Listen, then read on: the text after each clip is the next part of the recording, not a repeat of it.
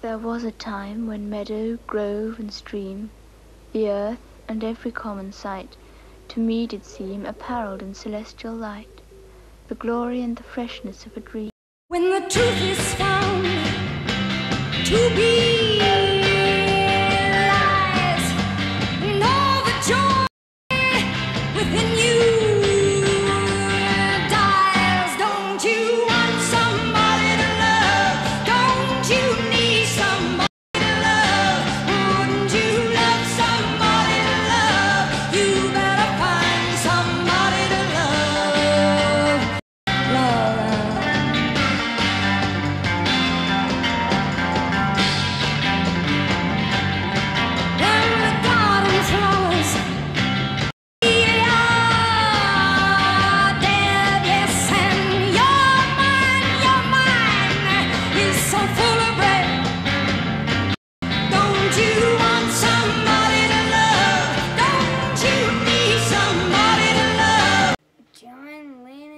John Lennon. Good evening, Vinyl Maniacs. Tonight I will be reviewing the greatest album of all time. Who is it? Yes, I'm talking Sgt. Pepper's Lonely Hearts Club Band, boom boom, from the Summer of Love in 1967. The high points of the LSD psychedelic counterculture movement, which in reality only existed in Carnaby Street. Sadly, retrospective history tends to highlight this period as a mass loving of flowers and kaleidoscope design, a break with the stuffy establishment, tearing down the barriers of age and station.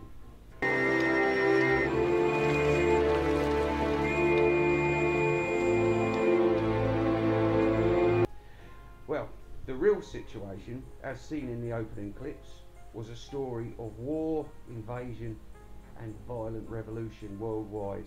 And in the case of Britain, a country struggling to hold its place in a changing world where its voice was being drowned out by the main Cold War players.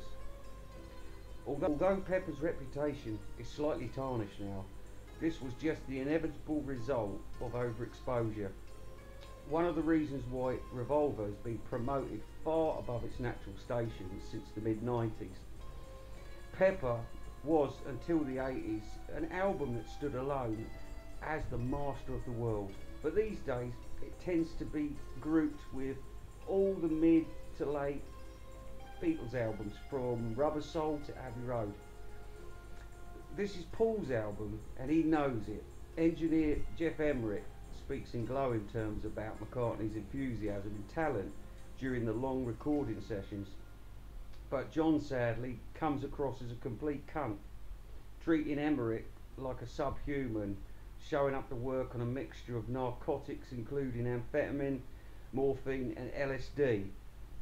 He'd been seeing Yoko for a year by this time of release, and his marriage was on the rocks. This hindered much of his creativity on the album.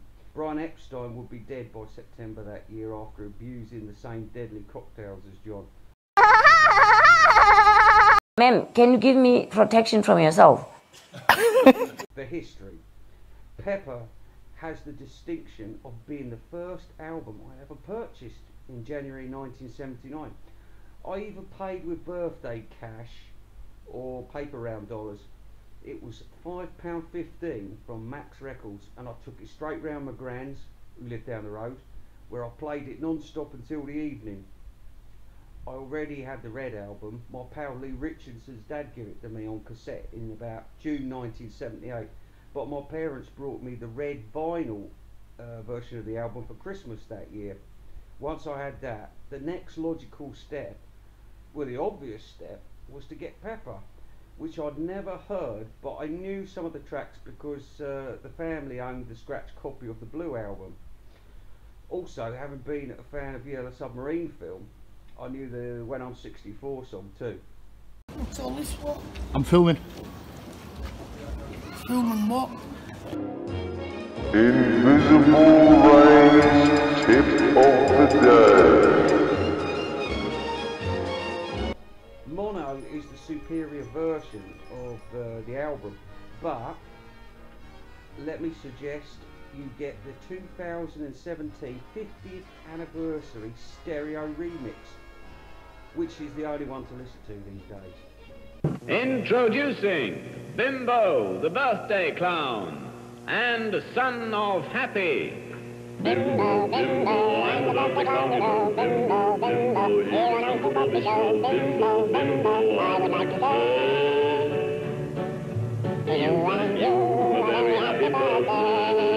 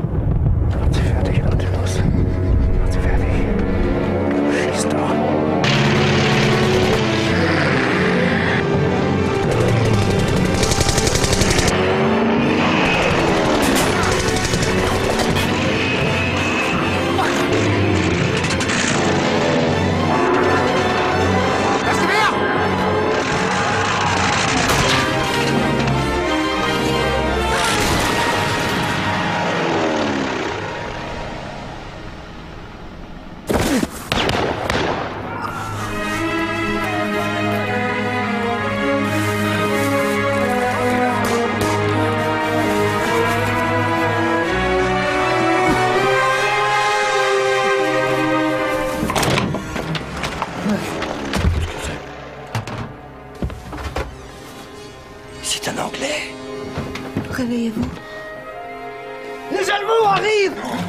Vite! Cachez-le! Allez! Les gars, soyez naturels, soyez naturels. Merde! Allez, amigo! Où ça? Je comprends pas. Bien sûr.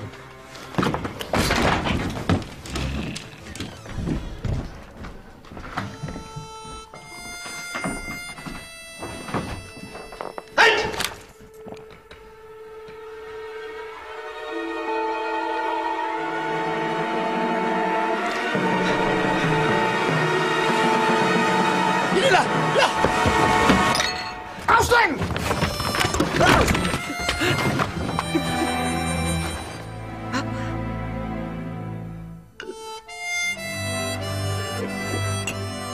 Allez.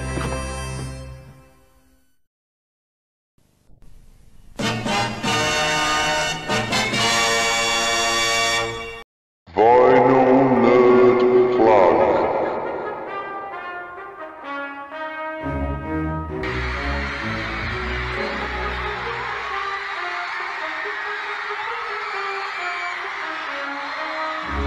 Today's Vinyl Nerd is a person I've been training up like Mr. Miyagi.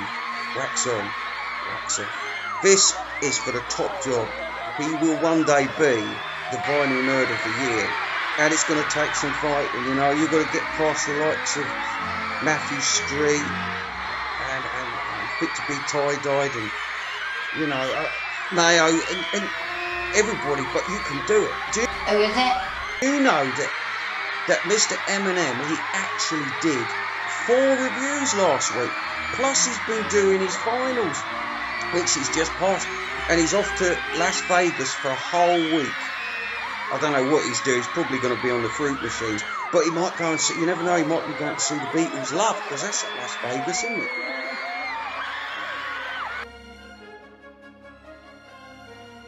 You know, I hope he's innocent, but considering all the other strange things he did in his lifetime, like, for example, bleaching his skin white and whatnot, and the whole prescription drug thing, you know, it'd be hard to actually believe that he is innocent with this. It wouldn't be surprising that he did do this. Take your stinking paws off me, you damn dirty ape! Even if you like the Beach Boys more than Beatles, doesn't matter. He's learning fast about the Beatles. He's going to do all the albums soon. Mr. Eminem, well done, sir. Well done. And you're on Sergeant Pepper. Hey, praise indeed. Ma'am, can you give me protection from yourself?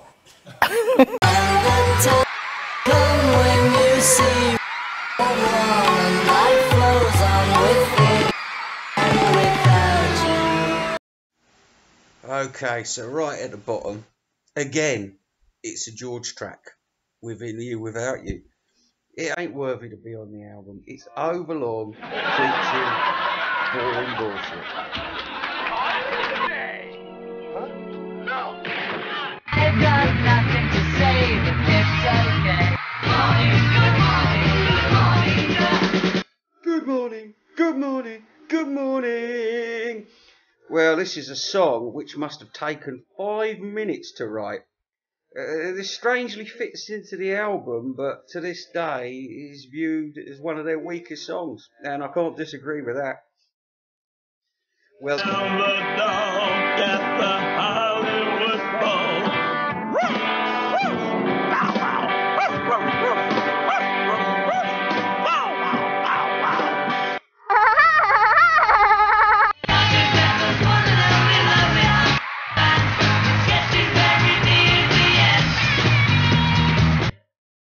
well, the reprise, it's not bad. It's a great segue to the finale.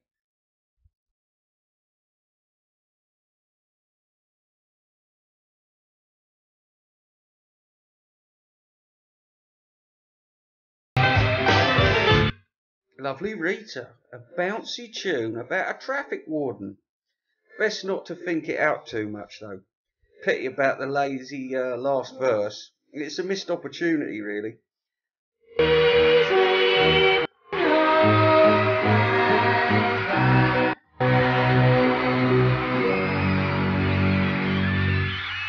She's leaving home. This is a problematic song for me. Although the orchestration and production is perfect, the song kind of fails because it's forcing emotion from you. And a real tearjerker doesn't have to try this hard, i.e. Torn between two lovers, the sun ain't gonna shine anymore, etc. Also, I'm unsure if it even fits on the album. It would have been more at home on Revolver, I think. But like I said, it's just a little bit over syrupy for me, so I don't listen to it, but I know it's a popular one, especially with girls. It's a little bit neuro. Yeah. It really doesn't matter if I'm wrong, I'm right. Where I belong. Fixing a hole.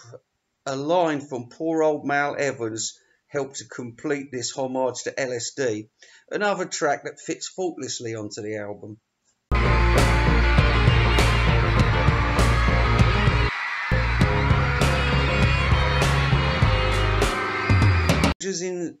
The Soldiers in Satin open the show. It's not an easy song to rate, but what is true is that its iconic opening murmurings are so instantly recognisable, and in the truest statement ever, a splendid time is guaranteed for all. Will you still need me? Will you still feed me when I'm 64? When I'm 64, of all the old school bullshit Paul wrote, this is the best example. It can get a bit twee, but it's dead catchy, and it seems to be more popular today than it ever was. I get a bit put off when I hear it, because I always think of Hunter Dave's sneering description of Paul's geriatric dad excitedly playing the song on a non-stop loop, like some mid-60s version of Simpleton Joe Gargery from Great Expectations. It's getting better all the time.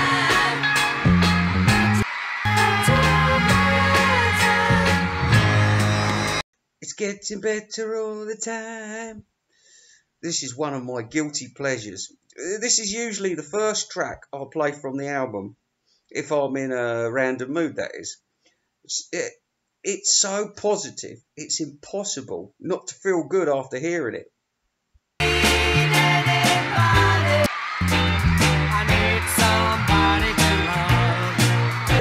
wrote this. It's a classic in every sense. It fits Ringo like a velvet glove. It's a shame it's joined to the title track because, again, it would have made Revolver an album worthy of remembering.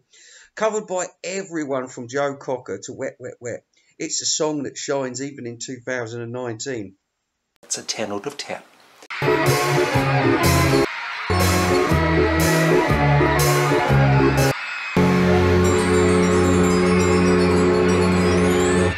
Mr. Kite is, some people really don't like it on the album, but I think it's fabulous. I love it. It's such a unique record. It's a great song, and John gets a lot of shit for his part in Sgt. Pepper because he was a bit of a nuisance during the recording session. But this goes to prove that hard work on one of the songs, probably mostly from the production side of it, but it's still, I love it.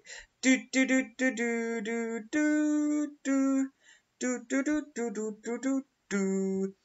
It's a 10 out of 10.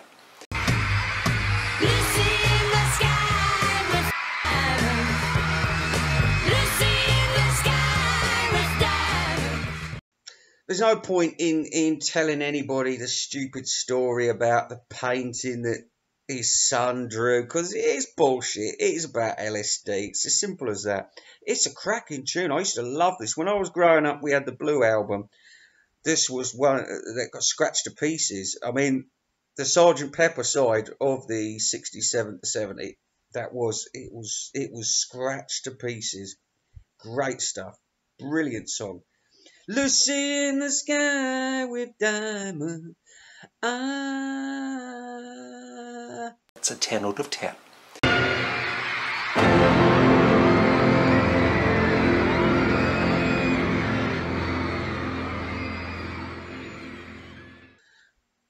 Number one, everything that needs to be said about this song has been said. There's little bits and pieces we could talk about. Well, what's the point? What's the point? It's all been said. It's all been said. Just read about it. But without a doubt, it's one of the Beatles' best tracks. It is. I mean, I don't know whether I would call it my favourite Beatle track, but it's up there in the top 10 somewhere for sure. And it deserves to be. It's mind-blowing. Yeah, just altogether pointless. It's a 10 out of 10. Well, to summarise, Sgt. Pepper is the greatest album ever. Nothing before had sounded anything like it. It's an album I never get tired of, and I will always protect its place in history, damning anyone who relegates it behind Revolver, which isn't just crazy, it is in fact blasphemous. I don't need to tell you this album gets a 10 out of 10. It is the high point of the Beatles' career, and we all know the subsequent history and its trials and tribulations. By the end of 1967, the cracks had reached the foundations and the end was near. Thank you and goodbye.